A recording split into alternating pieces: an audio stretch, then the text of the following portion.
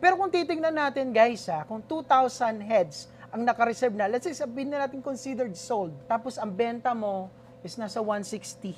So how much is that?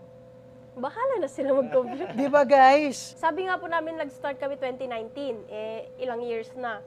So kung walang kitaan sa Peking duck farming, sana nag-stop na kami noon. Nakita naman po namin na maganda yung kitaan. So hanggang ngayon, ilang years na, tuloy-tuloy pa rin po yung production namin. Start small, Yeah. Dream big. dream big. Yun, tama nga naman. Hindi po, ang sikreto ko siguro dyan is consistency. Hindi ka pwedeng on and off sa Opo, farming. Sabi Sabi nga po, walang day off. Kung sa ibang sa work, may day off kayo. Sa amin, wala. Yung kita mo sa business, depende sa Sipag mo. sipag mo.